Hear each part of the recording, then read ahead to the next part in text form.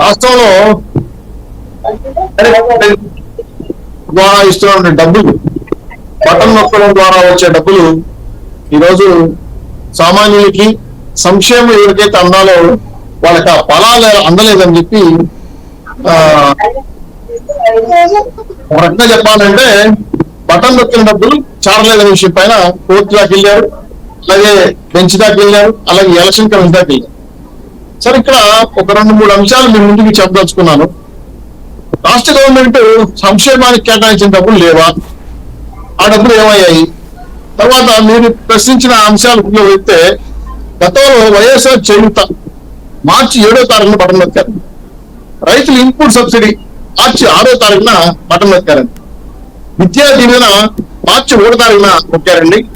వైఎస్ఆర్ ఆసరా జనవరిలో కొట్టారండి. సో ఈ 3 నెలలు కొట్టిన డబ్బులు, బటన్ నొక్కిన డబ్బులు ఏమయ్యాయి? అసలు నిజంగా బటన్ నొక్కుతున్నారా, అబద్ధాలు చెప్తున్నారా? సరే, ఈరోజు ఉన్నట్టుండి 3 నెలలు 4 నెలలు గుమ్ము నుండి ఈసీ కంప్లైంట్ ఇచ్చారు అర్ధరాత్రి హంగామాలా. ఇచ్చిన తర్వాత ఈసీ ఏం చెప్పింది? డబ్బులు నేరుగా ఈరోజు 14,165 కోట్లు టోటల్ ఈ యొక్క స్కీమ్ లో ఉండాల్సిన డబ్బులు, ఈ డబ్బులని ఒకసారి రిలీజ్ చేయమన్నారు.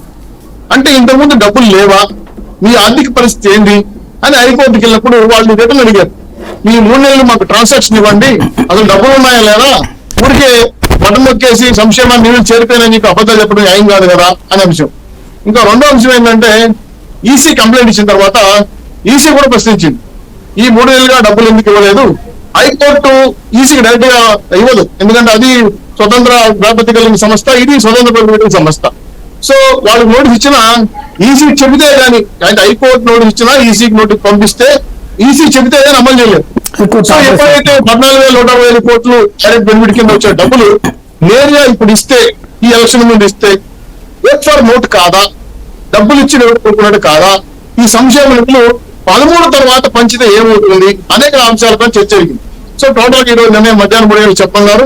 సరైన సమాచారం లేకపోవడంతో 13 తర్వాత అంటే 14 తర్వాత మీరు ఈ స్కీమ్ లో ఎలా డబ్బులు పంచుకోండి అని చెప్పడం జరిగింది.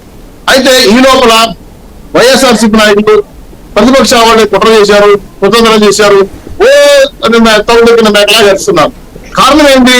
ఎప్పుడో 3 నెలల కింద బటన్ డబ్బులు ఎందుకు జారలేదు అంటే, ఇన్ని రోజులు మీరు బటన్ నొక్కింది ఉత్తి బటన్ లేదా, ఈ బటన్ ద్వారా ప్రజలకి అబద్ధాలు చెప్పారా, సంక్షేమానికి కేటాయించిన నిధులు ఏమయ్యాయి, అప్పు చేసిన నిధులు ఏమయ్యాయి, బడ్జెట్ లో కేటాయించిన నిధులు ఏమయ్యాయి, ఈ 3 నెలలు బడ్జెట్ లేకుండా ఏ కాంట్రాక్ట్ డోసు పెట్టారు, అలాగే ఓడీలు తీసుకున్న డబ్బులు ఏమయ్యాయి, కార్పొరేషన్ పొందబెట్టిన డబ్బులు ఏమయ్యాయి, అనేక సందేశాలు ప్రతిపక్షాలు లేవనెత్తాయి, ప్రజల్లో కూడా అటు సందేహాలు వచ్చాయి. కాబట్టి దీనిపైన అధికార పక్షం జరగకుండా ఆ మన్నుదిన్న పిల్లి లేకుండా కుసుమింది, అన్ని హైకోర్టు పోతాం, సుప్రీంకోర్టుకు పోతాం, ఈసీలకు పెడతాం అంటే 2వ లేఖ కూడా రాశారు. మళ్ళీ మాకు ఈ లోపల ఇవ్వండి, రాత్రి లోపల వాళ్ళు ఒప్పుకోలేదు. మధ్యాహ్నం 3 లోపల మీరు అకౌంట్ సబ్మిట్ చేయమన్నారు, ట్రాన్సాక్షన్ 3 నెలలుగా అది చేయలేకపోయారు. కాబట్టి 13 తర్వాత సంక్షేమ నిధులు ఇచ్చుకోమని చెప్పి చాలా క్లియర్ గా చెప్పడం జరిగింది. కాబట్టి ఈరోజు జగన్మోహన్ రెడ్డి గారికి ఈ రోజు ఇప్పటికిప్పుడే డబ్బులు పంచడానికి సాధ్యం కాదు. కాబట్టి ఇది ఓటుకు నోట్ అవుతుంది. కాబట్టి దీన్ని వ్యతిరేకిస్తున్నాం అని చెప్పి ఈసీ గాని హైకోర్టు గాని కొట్టేయడం జరిగింది. సో టోటల్గా ఏమవుతుందంటే రాష్ట్ర ప్రజలు ఈ 5 ఏళ్ళుగా బటన్ నొక్కుతున్న విషయాలు